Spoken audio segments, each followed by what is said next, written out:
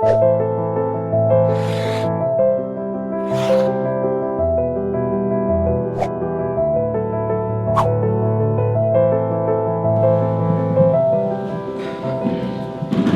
a tutti.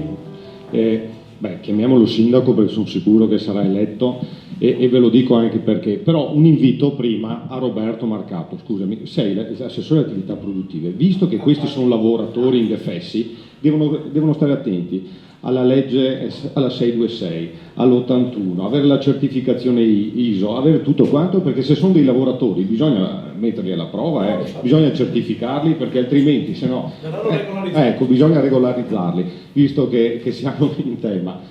Vi dico perché secondo me sarà sindaco, perché qui siamo in un comune, e lo dico chiaramente, dove c'è un sindaco che è bugiardo, cioè è un sindaco bugiardo.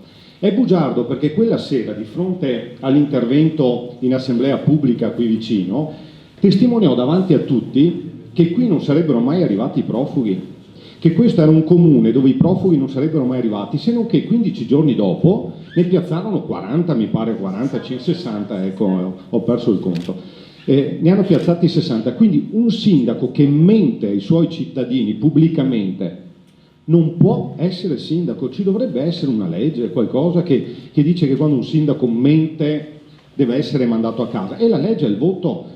La legge è il voto, perché quando andate a votare potete far vedere a tutti che questa persona è un bugiardo e che quella sera oltretutto ha tentato qualcosa secondo me di pericoloso. Ha presentato pubblicamente una persona come tecnico, come professionista nel settore dell'immigrazione e dell'accoglienza, se non che sapere che quella persona era un responsabile di una cooperativa che si chiama Sestante, che a Padova prendeva 150.000 euro di finanziamenti all'anno per gestire gli immigrati, e guarda caso quella sera era lì ed oggi è una delle cooperative assegnatarie di finanziamenti della prefettura di Padova.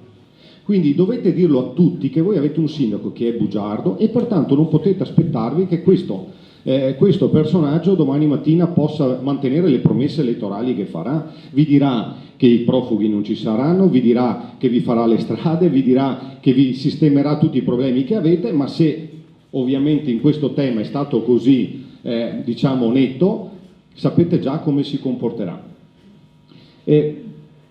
Cos'è che, ma l'ha detto già il sindaco di Padova, è importante la vicinanza con la città, è importante per tutti i servizi che ci sono, ma è importante perché oggi c'è in corso e avrà un'influenza importantissima su Noventa Padovana l'ospedale. Qui vicino c'è l'area dove verrà costruito il nuovo polo ospedaliero di Padova, è un investimento importante che la Regione va a fare per la sanità veneta e la sanità padovana, ma anche per i cittadini di Noventa, e guardate che tutti questi progetti, tutti questi obiettivi, tutti questi risultati si ottengono quando si dice la verità. E la verità è stata detta sull'ospedale fin dall'inizio, che di là c'erano le terre dei privati a cui bisognava pagare, e qui ci sono le terre pubbliche che sono gratuite e messe a disposizione subito. Non credete che l'ospedale sia in ritardo per colpa di oggi, ma è per colpa di ieri, perché oggi si può mettere la prima pietra perché le terre sono disponibili. Quando avevano deciso gli altri anni fa, prima dovevano mettersi d'accordo alle calandre quanto valeva la terra e poi avrebbero fatto l'ospedale.